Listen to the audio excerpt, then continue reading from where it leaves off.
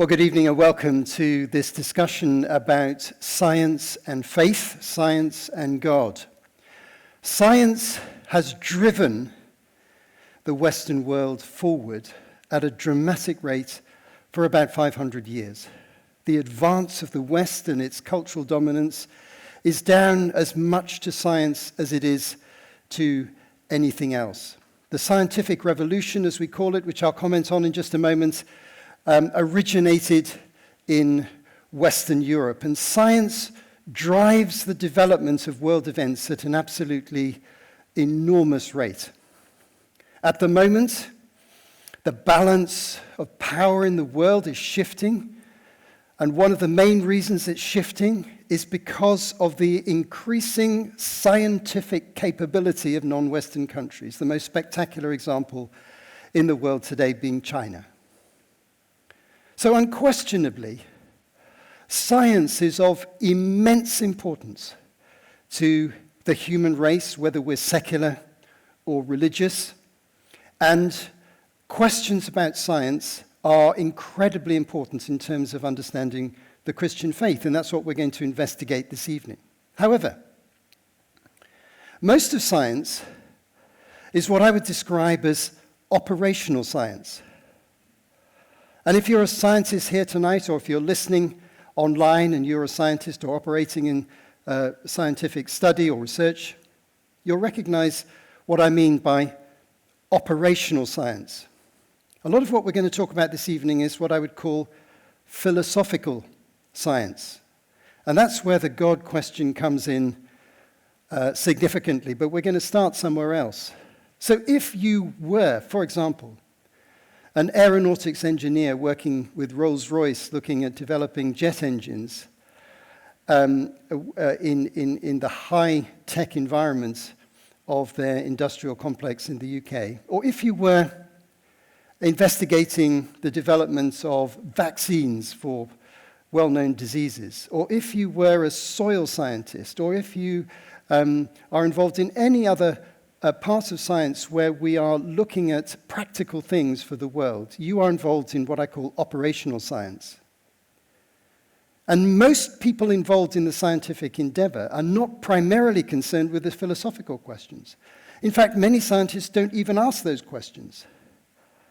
The working assumption is that we live in an ordered universe, that the area we're looking at is governed by what we might loosely call natural law or scientific law, and that our scientific project is based on carefully moderated research, which is driving us forward, and we are at the front end of that research project. That's really a simple description of what we might describe as operational science. And so a scientist, per se, may have any view of the meaning of life, quite legitimately. And they might quite legitimately say, well, my science doesn't tell me what to believe. My science tells me what to do in my particular area of work or expertise. But a scientist might equally be a Buddhist, a Muslim, an atheist, a communist, a socialist, a conservative. All those possibilities exist. Does science answer the ultimate questions of the meaning of life? Can it answer those questions? Should we even ask it of science? Here are a couple of preliminary considerations that might just guide us in our conversations. First of all, I look at it from the point of view of philosophy and history and the reasoning process and ethics. I'm not a scientist, but I'm very keenly interested in the history of science and its place in the modern world. But here are two preliminary questions for us to think about, which have been difficult for science. Number one, where do moral values come from? If you go to the pub this evening, or you have a conversation at home with some friends, or you look at a chat show on the television, and you listen carefully to what people say, you will notice moral values and moral assumptions and moral statements are absolutely everywhere in those conversations. She ought to have done that. He ought to have done that. This is wrong. That's right. Where do those moral values come from? Richard Dawkins, the well-known proponent of secular humanism, was asked that question at a lecture that I attended, and I listened to his answer. He's been asked that question many times, and it's one that he really struggles with to answer, because science doesn't give us an obvious answer to the ethical questions of life. The purpose of life, the values of life. How do we derive that from the natural world? In fact, if the natural world is a chance process, and we'll examine that hypothesis in just a moment, and if we have arisen purely out of a struggle for survival, the survival of the fittest, natural selection, based on self-interest, then how do we derive ethics of altruism from that process? There is a challenge there. I'll leave that with you for just a moment. And the second challenge is this. Many scientists who argue against God argue along the following lines. The natural world and the universe is a closed system of cause and effect. The cause and effect is demonstrable within the physical parameters of the laws of physics within the world. Therefore, they would say, miracles, such as the miracles that Christianity proposes, happened historically, are logically, scientifically impossible.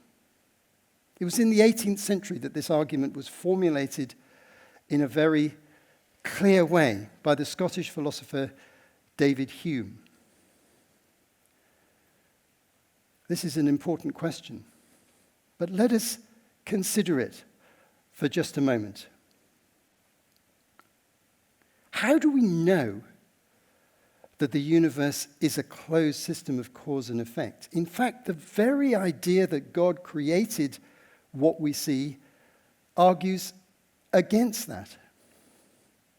We might say, according to natural law, that the laws of gravity are immutable. Here is my wallet.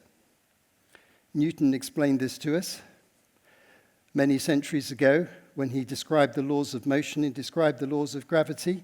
You know as well as I do what will happen if I let go of this wallet, because of a scientific law. But watch this.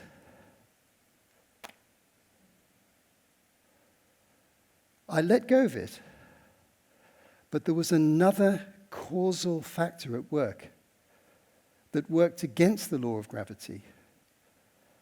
What I dropped with my right hand, I collected with my left hand.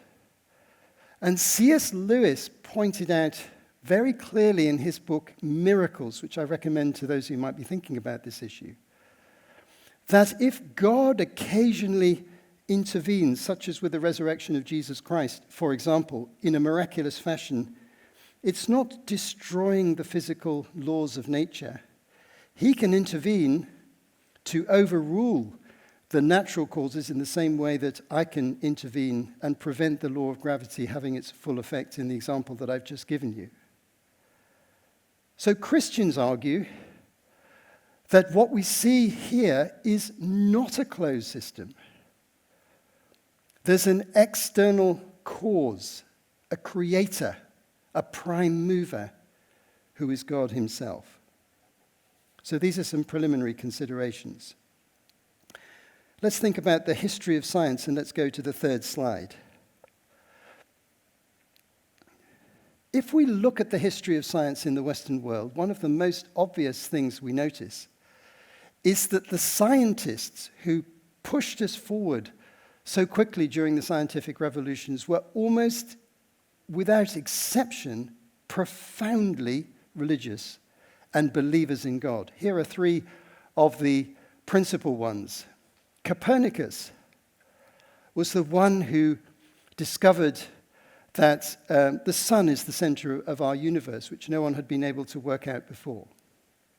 But Copernicus, the Catholic from Poland, was profoundly devout. Or if we think of Galileo, who through observational astronomy made astounding discoveries about things happening in different planets, was profoundly Christian and a Catholic. If we think of Sir Isaac Newton from our own country, who discovered the laws of motion and articulated them for the first time clearly, he was profoundly Christian. He was a Protestant. And in fact, he studied the Bible almost as much as he studied the natural world.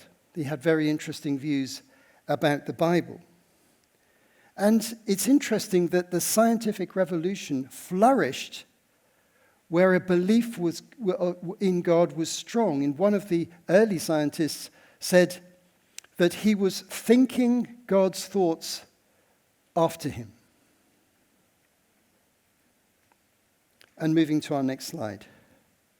This all changed in the 19th century. Until the 19th century, the division between science and religion was hard to see in Western society. But in the 19th century, for the first time, there was a scientific theory, as developed by Charles Darwin, theory of natural selection, as spoken of in The Origin of Species, his famous book written in 1859, published in 1859. And Darwin made the really audacious proposal that God wasn't needed, that there was a mechanism within the organic world, which he called natural selection, by which organic matter could develop from very, very simple organisms to the highly complex organisms that we see today, and particularly in humanity. This was the first time that faith and science experienced a tension and ultimately a division. And that's the question we're just going to lean into now, moving forward to our next slide. In our era, particularly about 15 years ago, a number of scientific thinkers and philosophers, you see some of them up there, but most notably Professor Richard Dawkins, previously the Professor of Public Understanding of Science at Oxford University, and Professor Stephen Hawking, the astrophysicist from Cambridge, were leading the argument that science had now displaced God. From Dawkins' point of view, it was the mechanism of natural selection which, as far as he's concerned, explained all the developments of organic life. And from Stephen Hawking's point of view, in the area of cosmology, he believed that there was no need for a prime cause. The laws of science were there at the beginning. We'll come back to that in just a moment. But if you weren't aware of this, this thesis has not gone unchallenged. And the challenges we see in our next slide, some of the well-known ones, there are many. I'm going to draw attention to just two.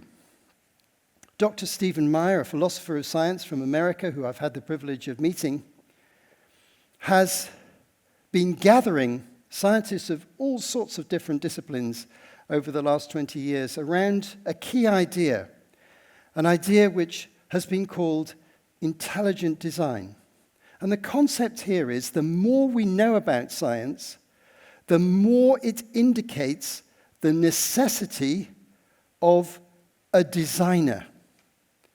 The process of random development according to this thesis, becomes less plausible the more we know. We'll come back to that in a moment.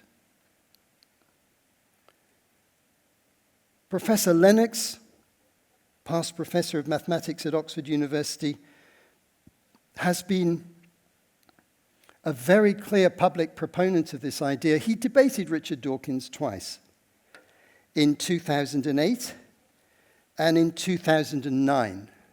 These have gone viral, these debates on YouTube.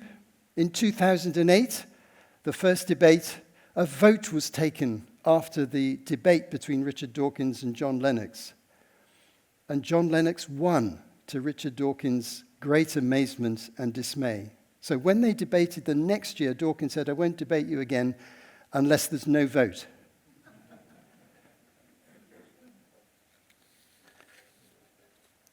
Let me now introduce you to a scientist who I find truly fascinating in this respect. He's coming up on the next slide. One of the world's best-known scientists, Dr. Francis Collins from the USA, headed up the Human Genome Project, which, as you probably know, in recent years mapped the whole of the human genome for the first time, leading to spectacular advances, particularly in medical science and dealing with diseases relating to genetic disorders and dysfunctions. This is probably the largest biological research project ever conducted in history. So this is a man of significant stature. He started out life as an atheist with no religious background. And he started out his scientific career as a medical doctor. And here's his story. Dr. Collins, as a young doctor, was visiting a very sick patient in a ward in hospital who he knew was likely to die.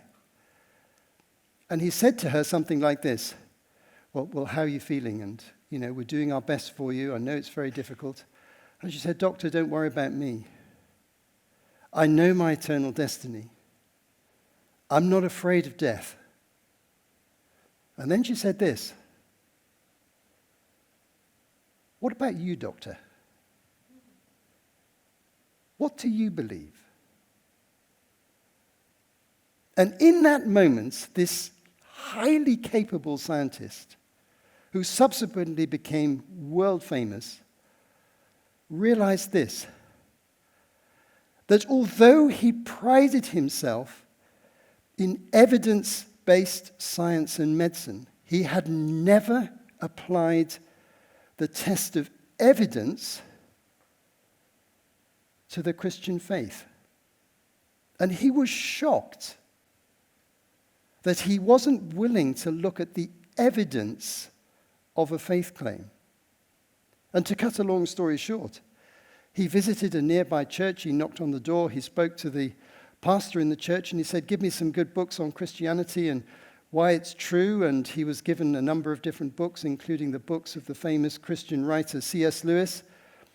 And he researched for the first time, he thought about the historical evidence for the life and death and the resurrection of Jesus. And he was shocked to find that the historical evidence that this man actually physically rose again from the dead, from a historical point of view, was overwhelming. It shook him. That a scientist had not looked at the evidence. And he became ultimately a strong Christian and went on to lead this spectacular medical project, the charting of the human genome. So, here are the key things we need to consider, having said all that by way of context. Moving to the next slide. What is the evidence for design? Richard Dawkins says design in a creature, for example in the human being, anything that looks designed for purpose, is merely an illusion. It's an appearance. However,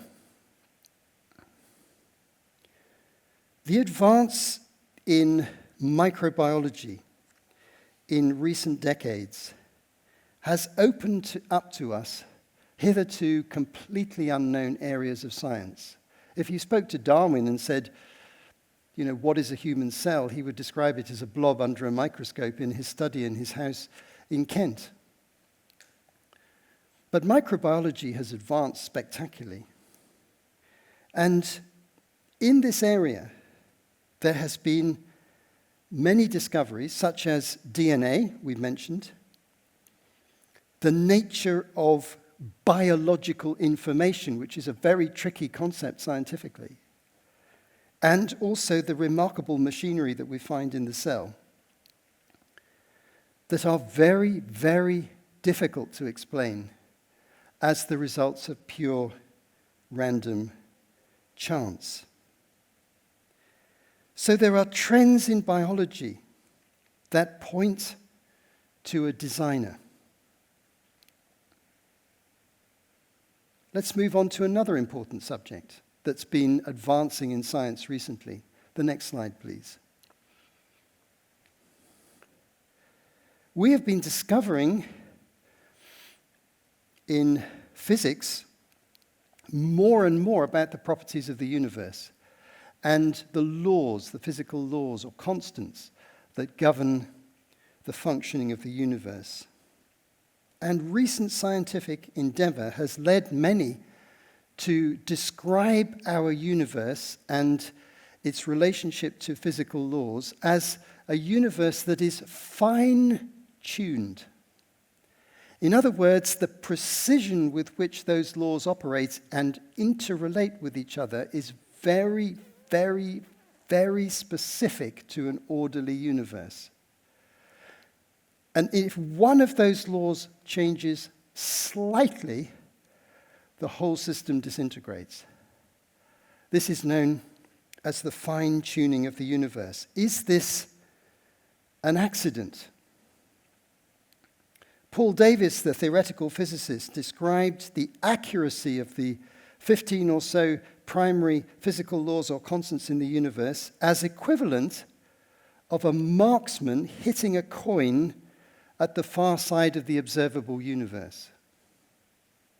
He says, it seems as though someone has fine-tuned nature's numbers to make the universe. The impression of design is overwhelming. Now, not all scientists agree with that, of course, but there's evidence.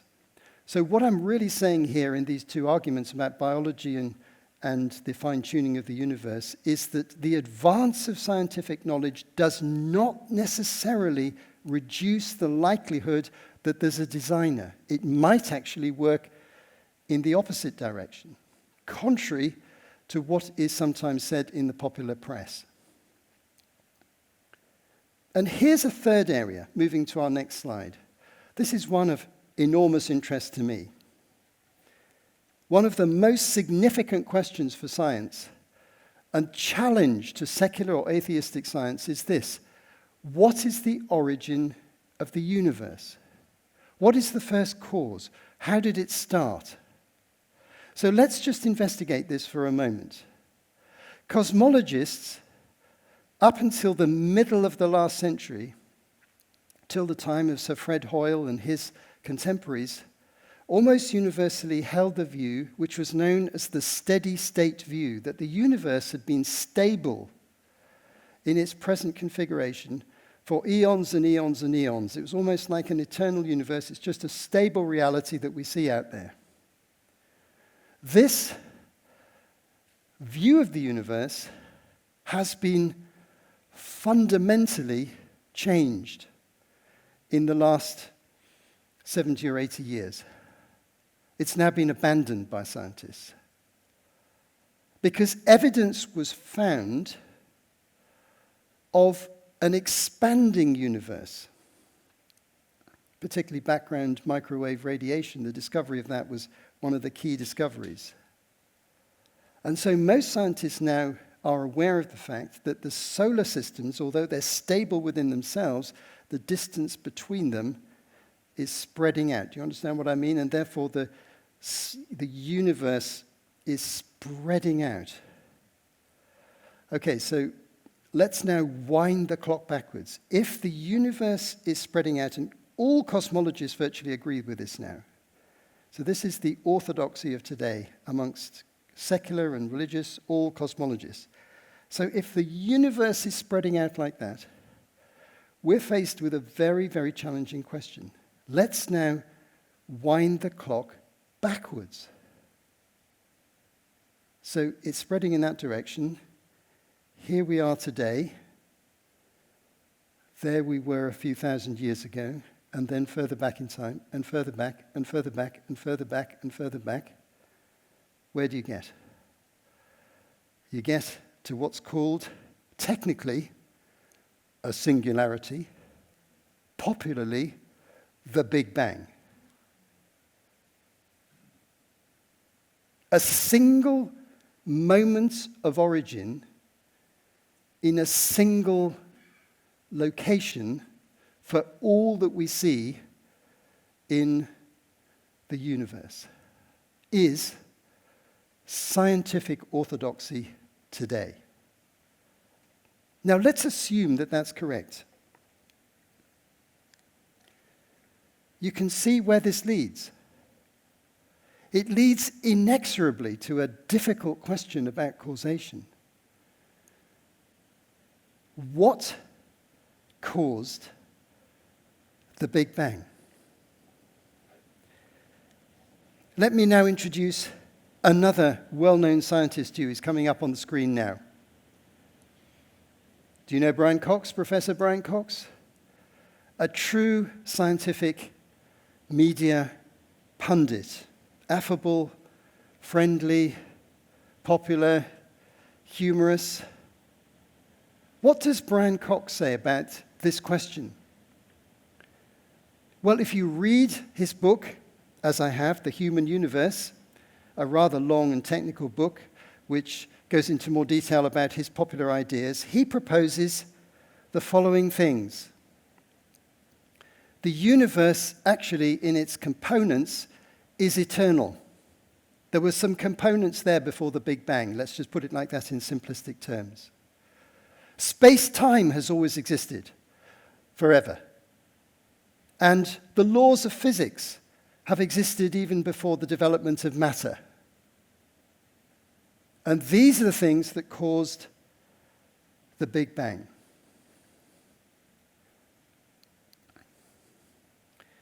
But these are purely speculative assumptions. In fact, what are the laws of nature? Are the laws of nature an abstract reality that exists out there? Or are they, in fact, our descriptions of the reality that we see? They are, in fact, the latter. Laws of nature simply describe what we see. So, for example, Newton saw how motion worked, and he developed the laws of motion. But they've been modified by Einstein and subsequently, as we saw more things. So now I come to the really key question in our next slide. Here's the question, having looked at the different views. What is the origin of our universe?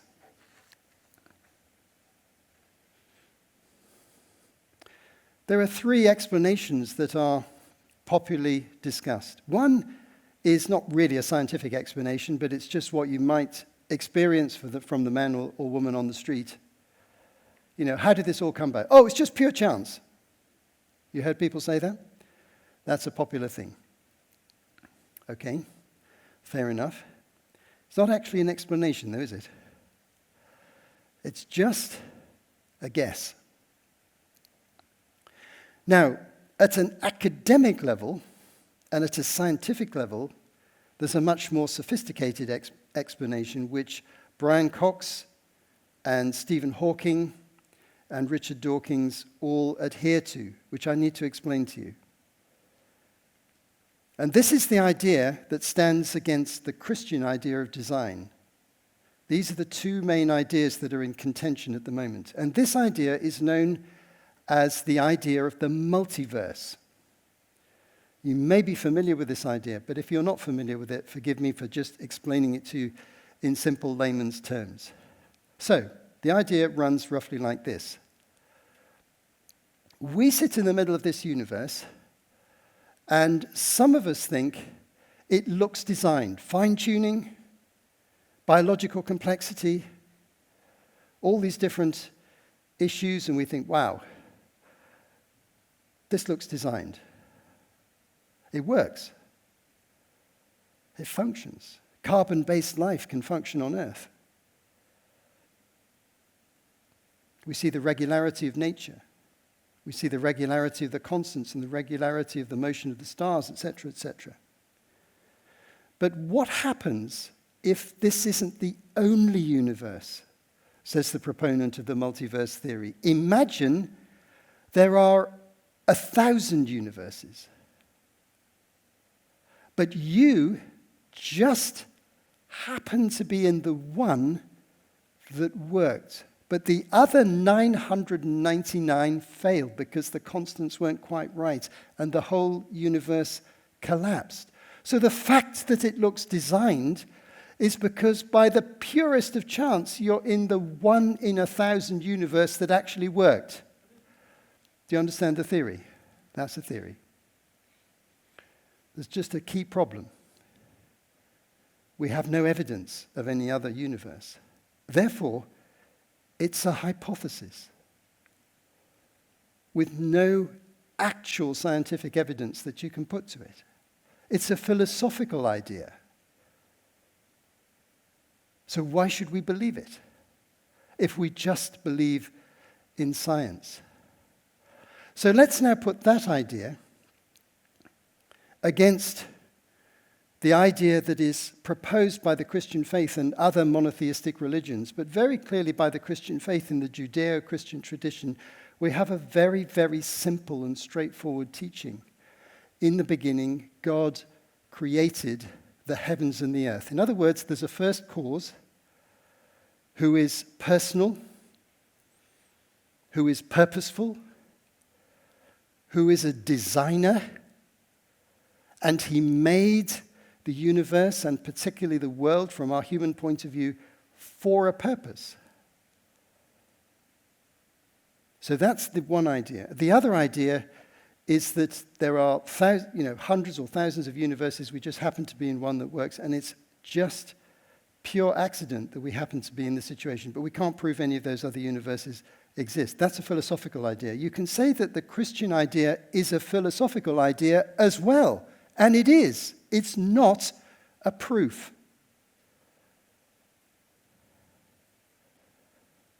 What it is this. It's the inference to the best explanation. We can infer God from science. But there are other places we need to look beyond science to have more confidence in the reality of the Christian God and the person of Jesus Christ as the Son of God. We come to that as I finish in just a moment. So when we examine all these issues, we find that a popular statement that you might hear in the media, that science has disproved Christianity and faith is not needed, is vastly oversimplistic and a misrepresentation of the issues as they stand. Science cannot prove atheism. Science cannot prove theism. It's a misuse of science to try and do either of those things. Richard Dawkins likes to use the theory of evolution for that purpose, as a sledgehammer against those who have a religious position. My response would not be to use a different sledgehammer against him, but rather to point out that we need to look more dispassionately at the evidence.